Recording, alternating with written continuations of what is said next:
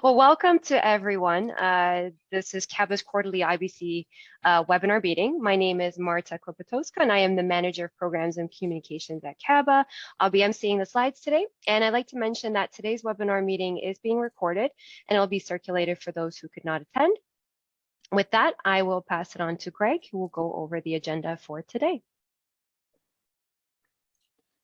Thanks, Marta. I'm Greg. I'm the CEO of CABA. Just briefly go over the agenda and then pass it off to the chair, Bob Allan. So first of all, number one, we're going over the agenda.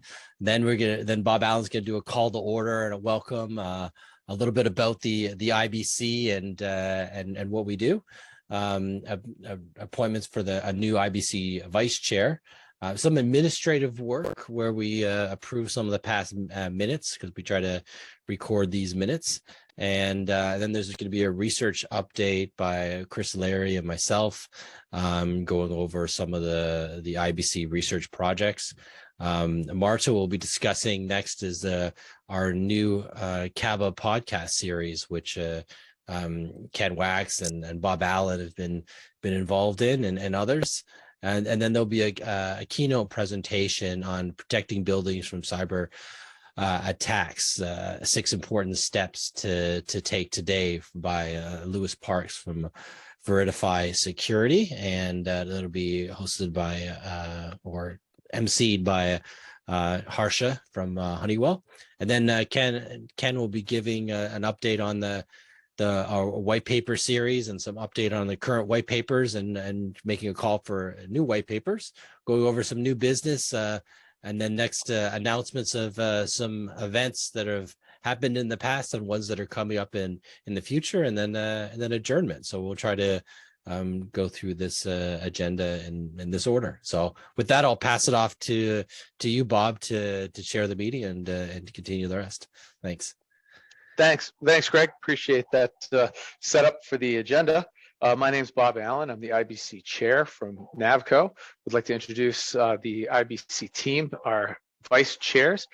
We have Harsha Chandrashekar from Honeywell, Robert Lane from Robert H. Lane and Associates, and the newly appointed Chris Larry from EXP US Services, Inc. Thank you guys for the wonderful support. And as Greg mentioned, and I just mentioned, we have a newly appointed vice chair. I'd like to welcome Chris Larry as the newest vice chair of the IBC. Chris is the director of energy engineering for EXP US Services, Inc., a top 10 ranked full service A&E firm headquartered in Toronto, Canada, with US headquarters in Chicago, Illinois. With multiple offices throughout the US, Chris has spent over 30 years working to minimize the building industry's energy and environmental footprint through refining, building design, building modeling, performance optimization, and intelligent controls. Chris has previous experience as senior energy engineer for Siemens Building Technology, Mid-Central District Performance Contracting Group, consulting engineer for Burt Hill Kozar Riddleman Architects, and Flack & Kurtz Consulting Engineers. Chris is currently on the Zero Energy Commercial Buildings Consortium with the DOE. Chris has held many positions within the ASHRAE Society, chairman for Chapter Technology Transfer Committee, also chairman for Technical Energy and Governmental Activities, referred to as TIGA, president of the ASHRAE Pittsburgh chapter, chairman of the Region 3 2006 and 2014 CRC. Chris is also past president of the Association of Energy Engineers in Pittsburgh, and Chris received the Energy Engineer of the Year from AEE in 2000, and currently instructs a Certified Energy Manager, CEM, Certified Training Course for AEE. Chris, welcome aboard. That was a mouthful. I should have charged by the word today. Hey, thank you very much. So now we have all of our vice chairs ready to go. This is the administrative portion that Greg promised. I would like to present a motion, or first off, anybody who wanted to see the IBC minutes from our past meeting, that is available on www.caba.org/IBC. The minutes and notes are listed there from our May 12th, 2022 meeting. I'd like to make a call for a motion to approve those minutes. I'll make a motion to approve the minutes. Chris Larry. Great, thank you, Chris. Do we have anyone who will second that motion? I'll second it. Bob Lane, I will second it. Thank you. Are there any opposed? Hearing none opposed, the motion passes and the minutes are now approved. And I should mention before we kind of keep moving throughout our agenda, for anyone who is new to today's meeting and really isn't completely up to speed on what our mission is, the Intelligent Building Counselor, we refer to it as IBC, we work to strengthen the large building automation industry through many innovative technology-focused research projects. The IBC was established in 2001, and it's when we started reviewing market opportunities, looking at strategic actions and in the building sector. The council, we try to project and promote the next generation of intelligent building technologies and incorporate a holistic approach that optimizes building performance and savings. So we look forward to member contribution as well. So especially if anyone is new and has ideas for future meetings, please don't hesitate to reach out to myself, to Greg or Marta. All right, with that, let's head over to our research update. And Greg, I think you're gonna kind of moderate and take us through this section along with Chris's help, or is it going right to Chris? Yeah, I think when this one goes right to Chris, but if I can always. Okay, great. Let me take over. So I want to make sure that we support the 16 funders that are listed here. These funders, if you look at them, they're pretty prominent in our industry. So it's great that they're taking the lead to support this research. The research topic was selected by the CABA Board of Directors in February 2022. An RFP was sent out by the CABA member research firms, and we selected 2 bids. The initial funders selected Harbor Research to carry out the project. Purpose of this research was to define, investigate, and make recommendations to industry participants regarding the healthy buildings and indoor environmental quality, the IEQ market. This new research will provide a comprehensive analysis of key barriers, customer pain points, and adoption challenges in this market, as well as identify the strategies, technologies, and business models most likely to confront those challenges and drive revenue growth in the future. CABA and the IBC are actively seeking funders for this research. This is over $130,000 of research, and it can be had for either $1,000, $5,000, $10,000, or $15,000, depending on your level. So with the $1,000, you get your name and logo on the cover and a discount on the research following a 4-month embargo period. $50,000 is a pre-buy, and it gets you full research and a final webinar. $10,000. Chris, sorry, just to clarify, I thought I heard 50,000. That's 5,000 for that investment. Oh, I'm sorry about that. Yeah, that's okay. 5,000. That's an important correction. 10,000 is the most popular, and you get to be on the steering committee, and you get a special webinar specifically for your organization. And 15,000, all the benefits of the lower levels, and your organization will also get a case study incorporated into the research, which can be shared in an executive summary. Anyone interested in being a funder, please contact Greg Walker.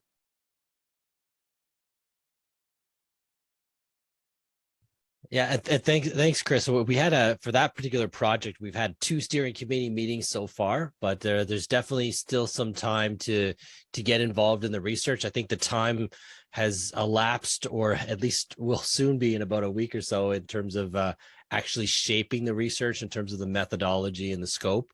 But there will still be opportunity to get the research and to to be involved as a funder. So the full research only goes to the funders, but we do have an executive summary that would go to the membership, but that would be more of a 1 or 2 page overview.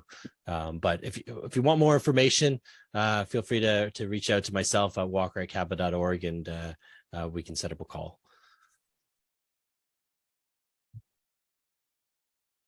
So this is the next IBC research project. I won't dwell on this one too much because this one's more of an invitation only type research project. It's still collaborative in nature. Each one of these companies was invited to participate and provide data. So this is really we're doing a Wacks building automation control systems market sizing research project for North America. When a lot of these big players in the space would ship in their data, we would anonymize it and share it out to the group, so to make sure everyone has an accurate picture of what the market looks like. And but it's obviously all sort of anonymized. It's looking at areas of software from supervisory software to analytics to BMS software. It looks at hardware as well, from Wacks control gateways and whatnot, and then also controls. And we'll be continuing this project. This is the second annual year that we did this. So we did this in 2001. This is our second year, and we're looking to do a 3-year participation agreement with all these funders. And it looks like there's a positive feedback so far, and most of everyone signed up. So we'll be doing this for another 3 years with all these major companies. So this is more of an informational slide that we're also doing other work in other areas. If you want to know, if you're from one of these companies, you want to know more about the project, feel free to shoot me an email, and I can give you some more info. Thanks.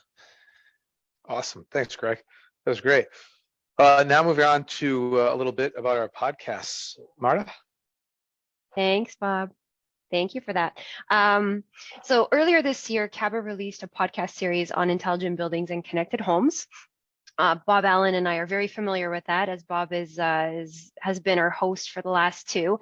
And each episode is pre-recorded and released quarterly on Spotify and Apple Podcasts. Our most recent recording on intelligent buildings, again, hosted by our IBC chair, Bob Allan, with guest Tim Vogel of KMC Controls, was titled, or is titled, I should say, Understanding the Language Around Today's Intelligent Buildings. We are always looking for hosts and guests, and if this is something of interest to anyone on the call today, you can contact me on the screen there, my email address, klopotowska@caba.org. Or you can also visit our website at caba.org to listen to our recently recorded episodes, the Intelligent Buildings recording, and as well as our Connected Home recording with Ken Wacks and Bob Allan as well. And I'll pass it over to Harsha. And a very self-serving promotional plug there. I think they are amazing podcasts, so everyone should definitely take a listen. This is true. Thanks, Bob. And thank you for all you do to support them. They were definitely well received. Like, we received positive feedback from members on them for sure. So thanks a lot, great. Bob. Yeah, very nice to hear. It's fun doing them for sure. Awesome. Well, without taking up any more time, let's pass it over to Harsha to introduce our keynote. Thanks, Bob, and thanks, Martha. It's my pleasure to introduce the speaker for today, and also the brief about the keynote presentation, Protecting Buildings from Cyber Attack, 6 important steps to take today. A bit about the topic today. Systems and technologies that operate smart buildings are increasingly subjected to cyber attacks. Solutions for smart building cyber defense have focused on monitoring, visibility, and containment during or after an attack, but not real-time protection to prevent an attack. Therefore, cyber attack risk exposure remains for operational disruption and financial liability, while threatening the safety of occupants and a building reputation. New low-cost real-time security solutions are emerging for building automation on operational technology systems, including methods for addressing existing installations. This presentation will highlight how real-time cybersecurity is different from monitoring, key aspects for creating and implementing a secure environment, and how real-time security can be added to existing systems. It's my pleasure to introduce Louis Parks. Mr. Parks is co-founder of Veridify and serves as a Chief Executive Officer. He also serves on the company's board of directors and its chairman. Prior to joining Veridify, Mr. Parks was Senior Vice President of Marketing and Strategy for Global Logistic Technology, an innovative internet logistic company that was acquired by Oracle Corporation. For 10 years preceding Geologic, he was president of Client Technologies, Inc., a New York-based provider of customer relationship management applications for financial sector that was acquired by a Canadian company. Mr. Parks also served as president of Warner Video, where he was responsible for technology operations and acquisition throughout North America. Earlier in his career, he held both sales and engineering positions with IBM. Mr. Parks has consulted to Homeland Security on U.S. electronic border initiatives and has served as resource for the White House on security issues related to electronic passports and passport cards. He was on the North American Board of Association for Automatic Identification and Mobility, and is former chairman of RFID Experts Group. He was on the board of advisor for National Center of Aerospace Leadership and a partnership between U.S. industry, academia, and government teams, and is currently an active member of EPC Global and U.S. TAG ISO standard committees. Mr. Park also holds a Bachelor of Commerce degree in finance and marketing from University of Manitoba.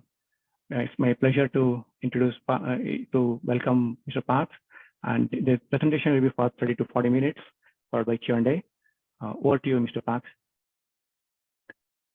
Great. Well, thank you for that introduction. I was going to say, Before you start, Louis, we're seeing your presentation mode. There we go. Perfect. yeah, I have to flip it. Thank you. Anyways, so I appreciate the introduction. No need to introduce myself. As a matter of fact, it was long enough. I had time to text my marketing person and say, please shorten my bio. Anyways, it's good to be here today. I appreciate it. I appreciate the opportunity to go over this very, very important topic. I had 1 or 2 lines about us. I'm going to skip that, given that introduction, and just say that for the next 20, 30 minutes, what I'd like to do today is just talk about buildings and cybersecurity, the challenges in protecting buildings, and most important, 6 things that you can do today. And we wanted to keep the title short, but I will add that will cost virtually nothing. We're not advocating the acquisition of anything in particular at the moment, but rather just looking at your facilities and what you can do right now to make them more secure, some of which some of you may already be doing, I hope. I'm assuming my audience today is a mix of building, IT, and cyber experts, and cybersecurity is a very broad area. So I thought it might just be a good idea to start looking at defining some terms and sort of the scope for a 20, 30-minute discussion and some questions. So let's see if these slides advance. They do. Great. So again, cybersecurity, very, very big space. I think it's just starting with a very, very simple definition that it's unauthorized access or control of a system, which could be a building or a network, by a third party. So we're not going to get into, is it phishing? Is it malware? Is it man in the middle? But for today's discussion, somebody we don't want on our system. So I think it's also important to discuss, and this will go later when it comes to things like discussing risk assessment, and what is your risk, is looking at why someone may attack a building. And there can be many, many reasons. The first thing that comes to everybody's mind, and this is the one that usually makes the headlines, is disruption of operations. Whether it's a hospital that's prevented from operating or a school system that has to send home thousands of students, operations can be a significant issue, oftentimes connected possibly to a ransomware request. And we won't get into who are doing these attacks because they can be individuals, they can be organizations or nation states. So again, somebody who may own or operate buildings, depending on who your tenants are, the nature of your operations, you may be susceptible to any or all of these things. The other thing is accessing systems. This is a good topic because this is the one that often makes the front page of the Wall Street Journal when accessing other systems leads to things like stealing financial data or personnel data or what have you through either HVAC systems or other platforms that we've all read about over the years. And finally, one other aspect about why attack a building, which we often may not think about, and maybe one of the harder issues is to collect data. So here's something where you don't see a disruption in your operations. Suddenly you don't lose control of your access systems or your lighting, but rather somebody is collecting data about the operations of your facilities, about your tenants, or other issues. And there can be a wide range of reasons why that happens. So again, when we're thinking about risk and what are the risks, I think that the landscape can often be much broader than will my building be disrupted. One or two other, I think, important definitions, at least for my purposes today, to talk about real-time security, and that is the fact that we're dealing with two types of information or technology in a building typically, and which actually is possibly one of the issues that we all have to deal with, and that is we have two or more groups managing it, and that is information technology or IT and operational technology or OT. So again, for most of us, information technology is a thing that's running our businesses, our payroll, our accounting, our websites, and these are running on fairly homogeneous platforms, computers, cloud, servers, etc. Here, the focus is security is primarily on data and confidentiality. You don't want patient data visible. You don't want credit card data or transactions visible, etc. You want to keep the confidentiality and the data protected. And again, these are somewhat homogeneous platforms. And I mention that why? Because servers can be moved, mirrored, a variety of things can be done for protection purposes. The other reason I want to bring it up early in this discussion is because a lot of the solutions that are promoted to the building industry today that we see come from the IT world and from systems that have been developed over the years, many good ones, that have come with the basis of protecting IT networks. OT networks, as many of you on this call will know, are a different animal. This is where data or a digital network is connecting to often a physical entity or a physical thing at the end, a controller, a sensor, a programmable logic controller in the industrial space. But these are embedded devices often living at the end of a network. And I want to suggest here, data and confidentiality can still be important, but the security focus when you're doing your risk assessment and looking at systems and that might be different. Here, security might be about function, maintaining the operation of a building, particularly if it's a transportation hub or a hospital or other things where the lack of function could impact in a very big way. And of course, safety. So again, I think it's important when you're thinking about these systems and what you're looking for in real time, what will give you security in an OT world may have a different priority than an IT world. And again, when you're looking at the tools, and we'll talk about that in a few slides, may give a different perspective. So why are buildings so vulnerable today? Most people here probably know it, but again, put us on a common playing field. We have IT networks. IT networks have been around for decades. Many, many well-defined tools, as I've already mentioned, around a homogeneous platform, firewalls, VPNs, access controls, network segmentation, micro-segmentation, on and on it goes. Very, very well-defined. OT networks have minimal security. Frankly, probably up until maybe a decade ago, people didn't think about security. And I think an important point to make here too is some people may think, well, this is all fine and good, get to the other topics. I don't have a smart building. But the reality is you don't need a smart building to be impacted by this. And the fact is OT security, because this was not even considered an issue, why? Everything was naturally air-gapped, meaning it wasn't connected to anything because the building just ran on its own network. But that has changed. And what has changed today is that these two systems are connected, as most people know. And the connection, of course, is driving a smarter building. It doesn't have to be a smart building. It can just be a building that's been connected to an IT or IoT network. And it leads to all sorts of efficiencies in management and energy savings, et cetera, which is what drives this connection. But of course, it's that connection which increases the attack surface, the number of places somebody can get into your building. And by the way, air gap, and some people might think that, well, I still keep my systems separate. It's pretty much accepted, and it probably not for today's discussion, that air gap is not a great defense, or it's not 100% reliable. And there's some very sophisticated systems that have been breached through what they thought were air gap platforms. So what are the challenges? We all know this. I've probably just said a lot of things that a lot of people here have said, check, check, check. So why are we still discussing this?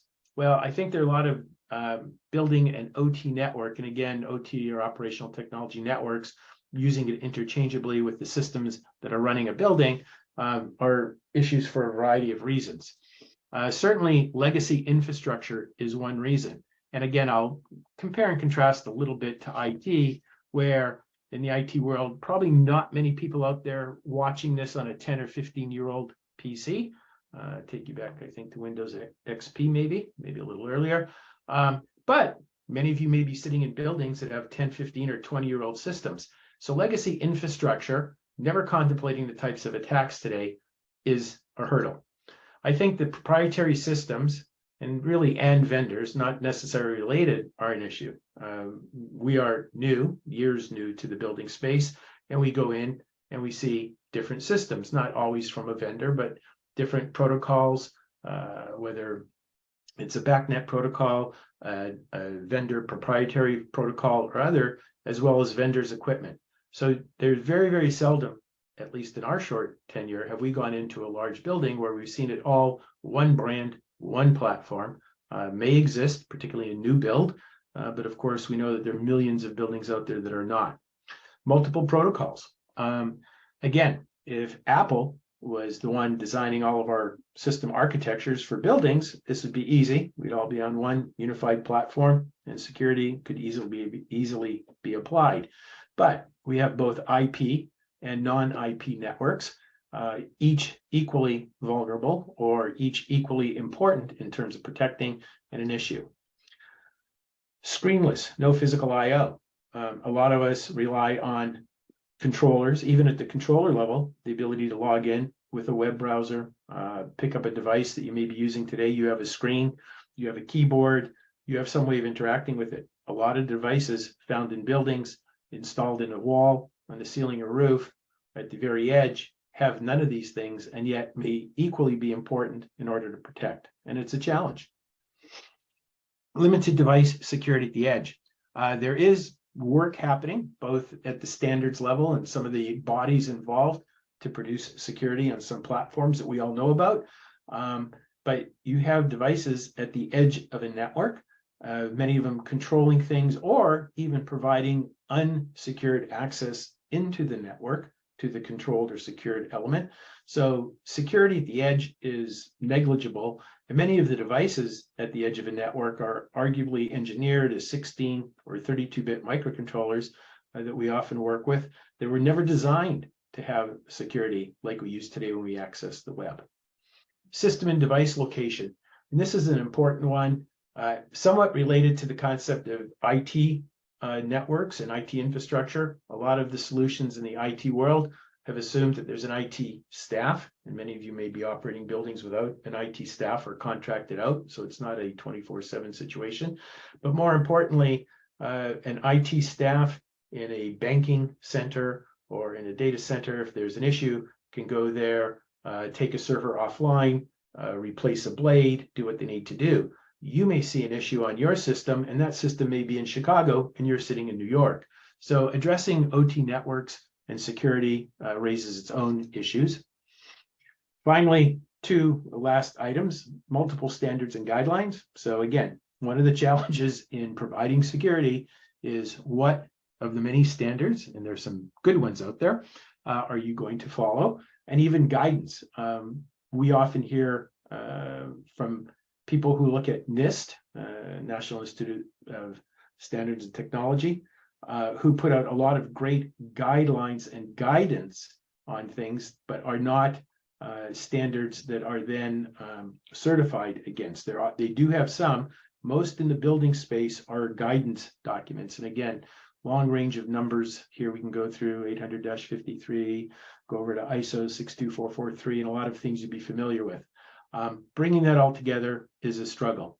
And finally, and this is something that we see, and many of you probably deal with daily, is the siloed scenario of facilities versus IT management. We go to meetings, and oftentimes there will be somebody in the room from facilities, and the person who may in fact run or be responsible for the operations of a building or a campus. And then separate from that will be somebody who is a CISO or an IT manager. And oftentimes those people do not see themselves as intimately involved in the new HVAC system going in. It's changing today, and it's changing more so, but I will tell you that we do go to meetings where we have a VP of IT security. I haven't been to many meetings yet with a VP of OT security complementing them. Still, it's going to be a building manager or a building person, and that actually can be a hurdle. So where does that lead us? It leads us to a situation where you have, as shown here in this diagram, the internet, your IT networks connected now to your OT networks and creating exposure. And the exposure, when you're evaluating risk, and we're going to talk about what to do, or at least solutions against it, can come from different areas. Most often we think about a bad actor gaining access through the internet, many famous tools, very many famous use cases about that, and getting into the system. Firewalls have been around for a long time. They do provide protection. Everything and many things you can do provide protection. But again, most of those things have been shown to be defeated. Access to the actual BMS system in the building, and phishing attacks for credentials to that system. Sometimes you don't have to get too sophisticated. Sometimes you just have to lift up the keyboard and look underneath to get the password, as has been often the case for sites we've visited. Data centers, for those of you familiar with them, know that you might need to have an ID to get into the building, have biometrics to get to a given room, a hallway, and you're still not at the servers. We walk into buildings, and typically under the desk or someplace is the BMS system responsible for managing the building, unprotected, sitting there. Other computers on the IT network, again, you're connected, a great way to get access, and well documented, a lot of great articles. On-premise, we focus a lot on this. We focus on device level security.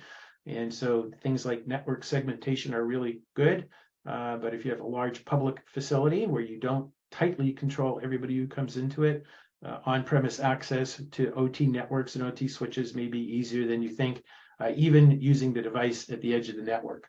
So this is the profile that we're going to use now just to talk about 6 things that you might consider doing today in protecting your building. And I'm going to just put up briefly this slide, which are 6 things I'm not going to talk about in detail, but are all good, and I don't want to discount them. But these are the things that typically are used, and many of you may be using, and you should, because security, there is no one thing that will solve your security issues, but these are things that are often promoted coming from the IT world, things like network visibility. In the IT world, they're very concerned that you bring a device from home, or you pick up that USB device in the parking lot and plug it into the company network. So visibility of all the devices connected are important. Often not an issue in the OT world, nobody plugging in their thermostat from home, but still very, very important. Patch and update. It's Patch Tuesdays.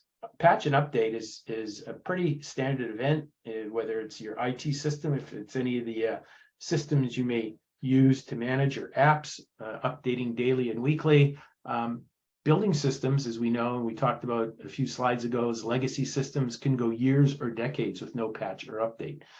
Network segmentation, this is good and important, and IT staff will immediately want to hone off an area of a network where they saw an anomaly, a data packet or an IP address or something that they didn't recognize.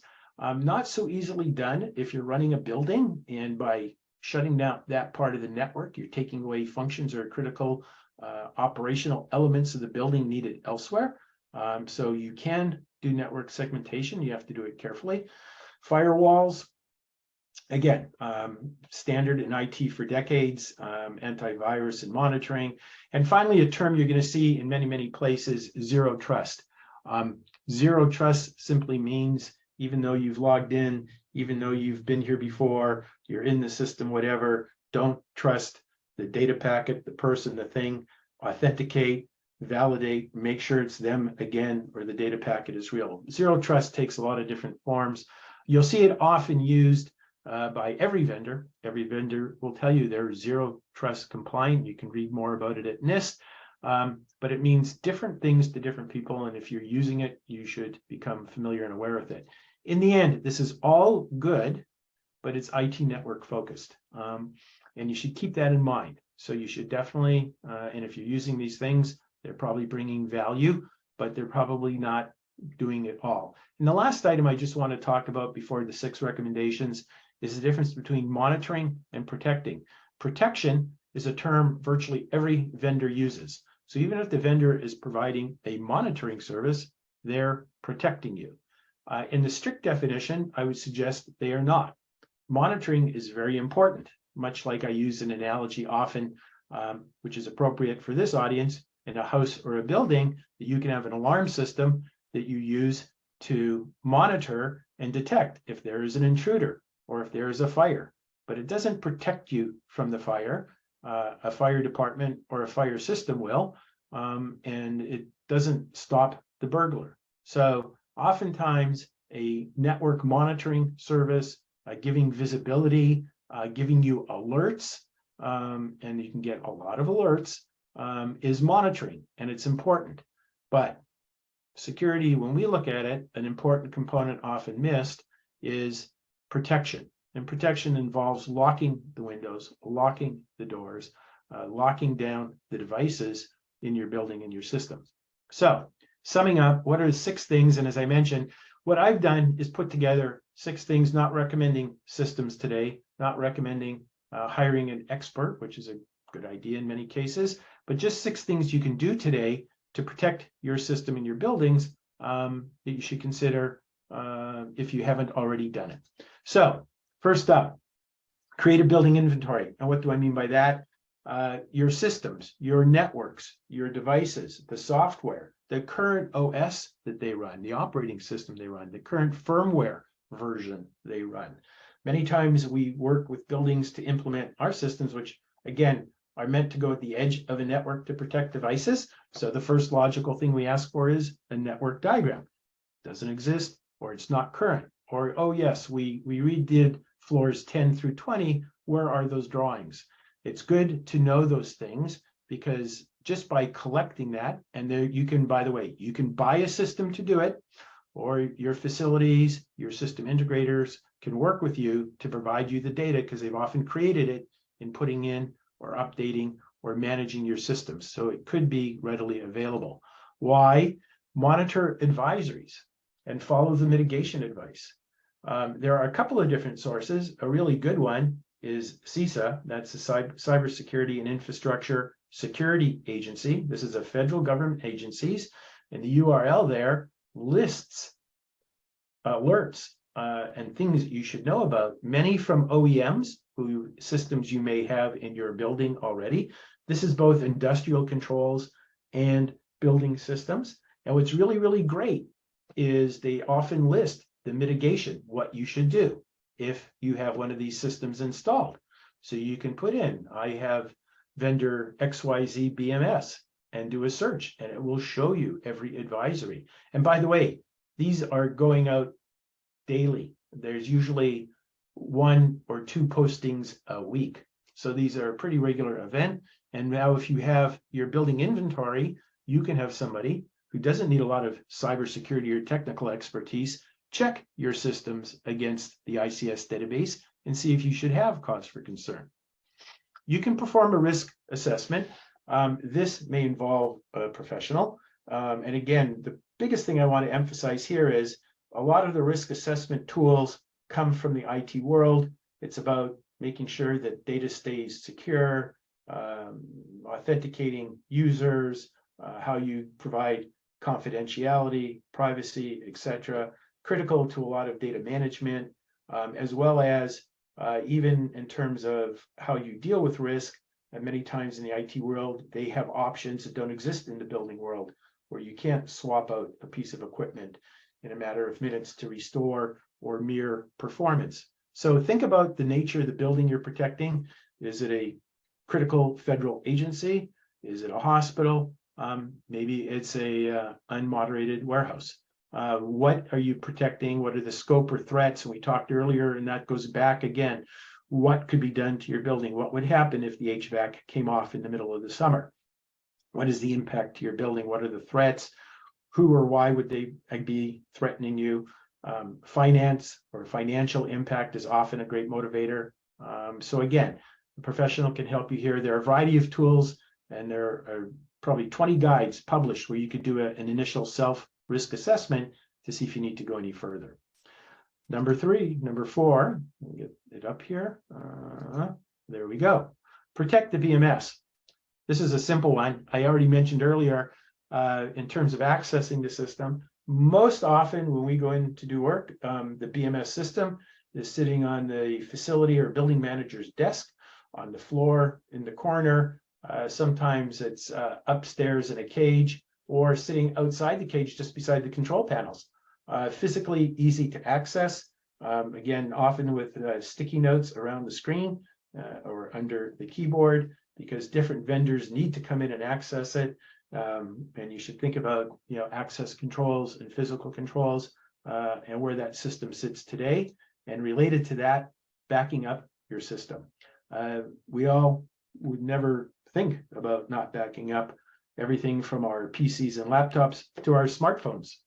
Nobody wants to lose the last 4 years of birthday pictures.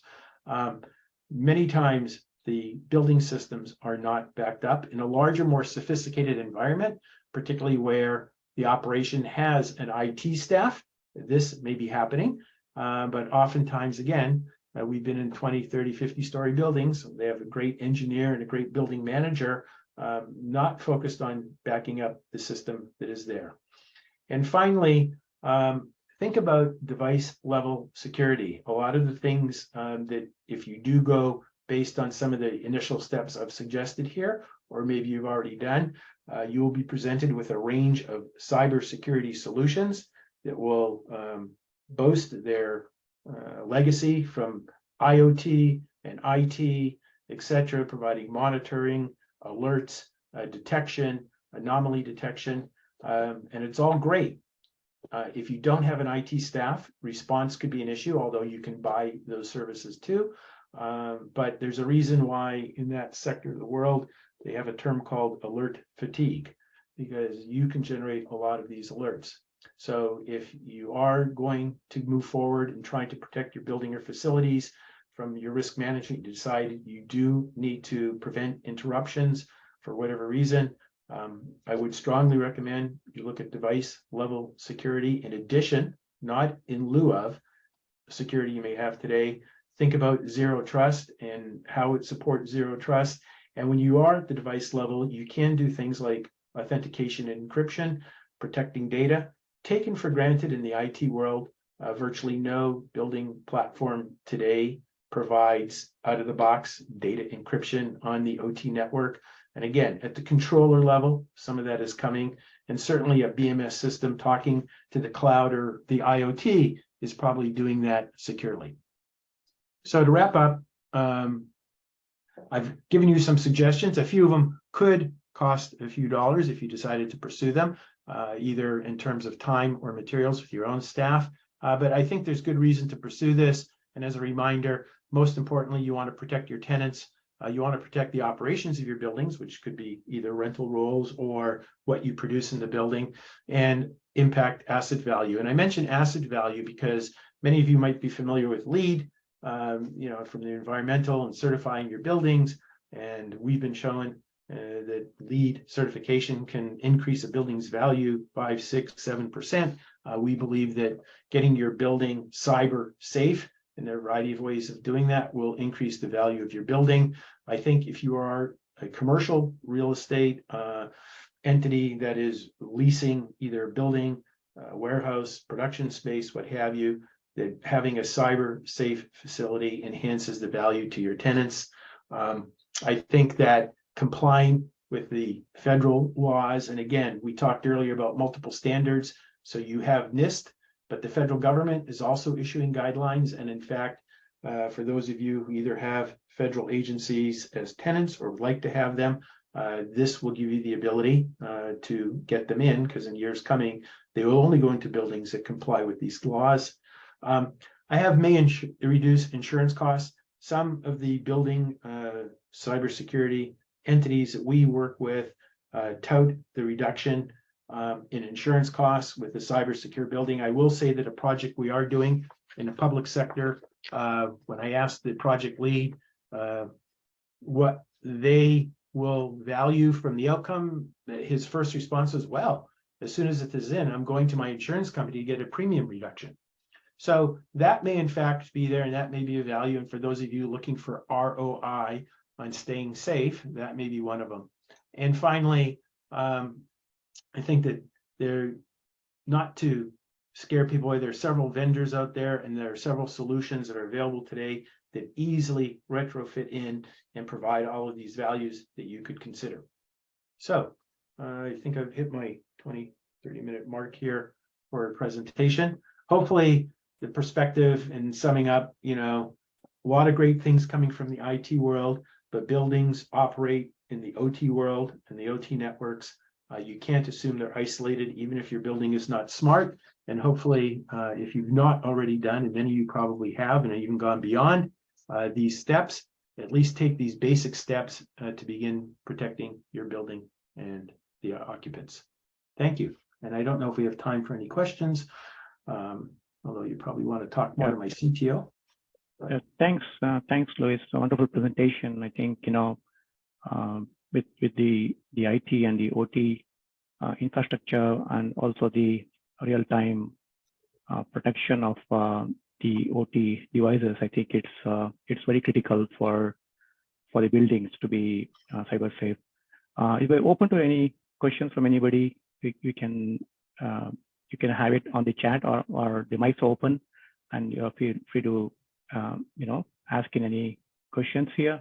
And while others kind of come in with questions, I would want to ask Louis, like,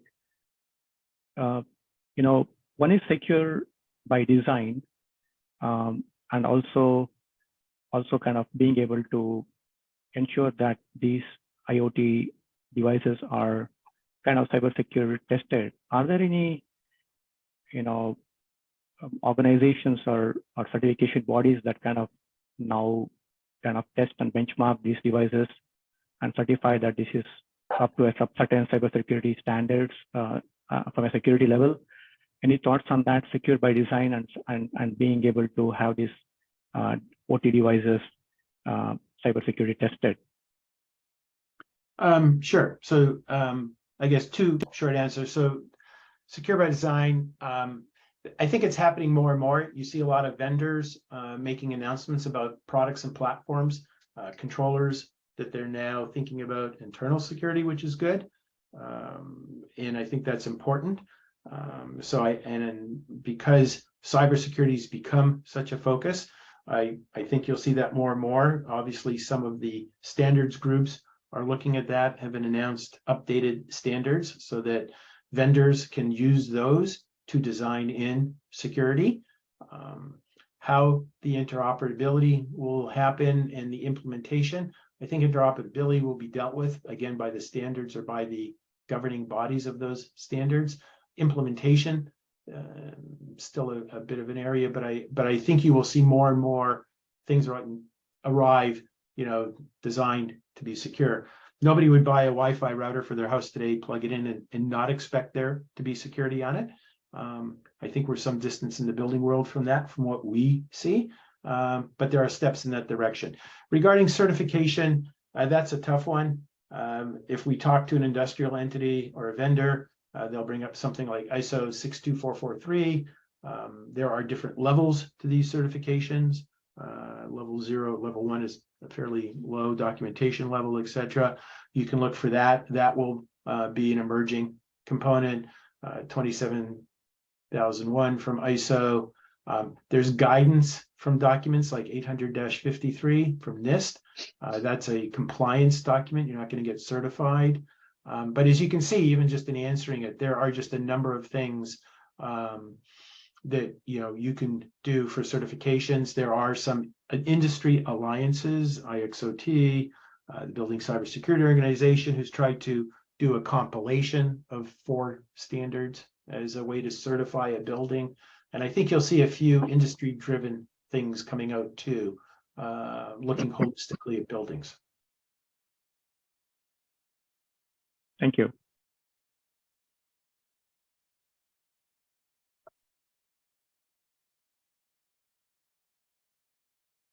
Do we have any more questions coming in? If we have another minute or two, we can hang out with Lewis here. If not, we'll move on.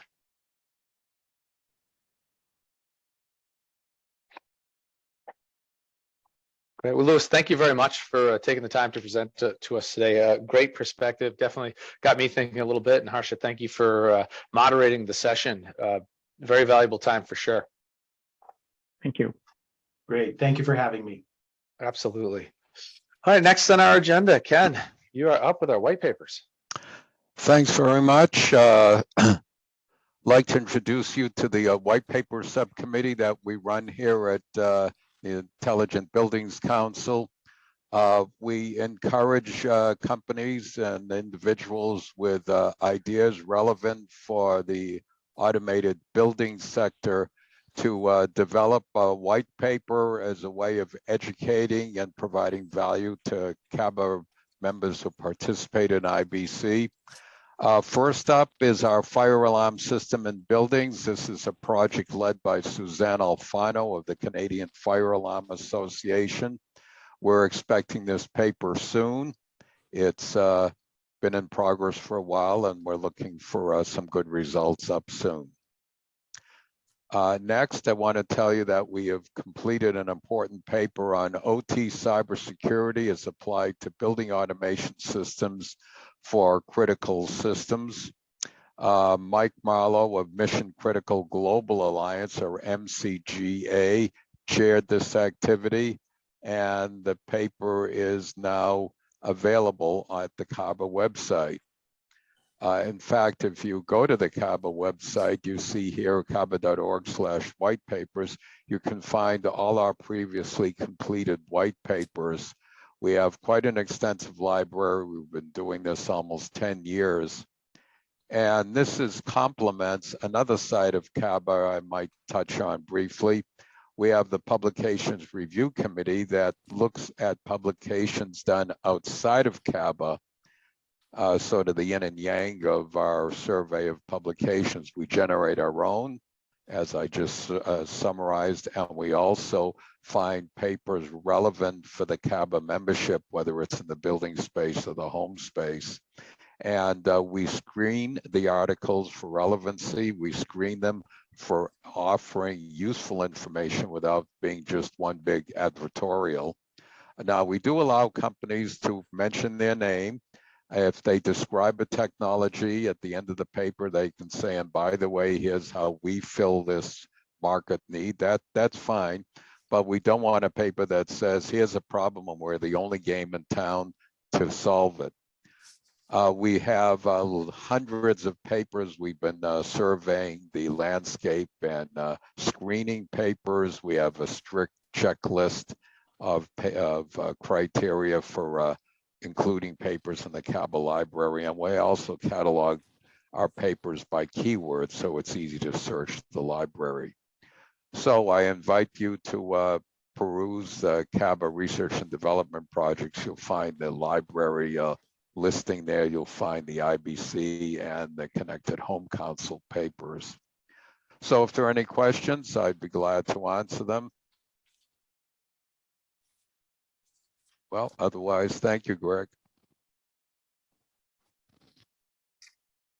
Thanks, Ken. Really appreciate that.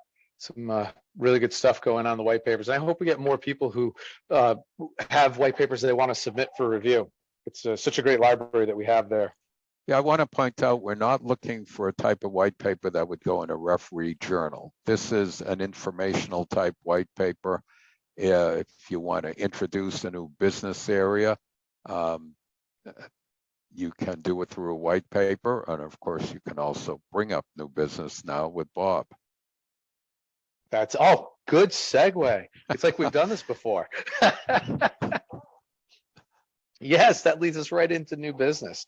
Does anyone in the council have any new business or new keynote ideas, white paper ideas, projects to discuss, or anything that we may want to add to our agenda? I believe Marta told us earlier you can unmute, so feel free to do so. If you'd rather put a comment in, you can do that.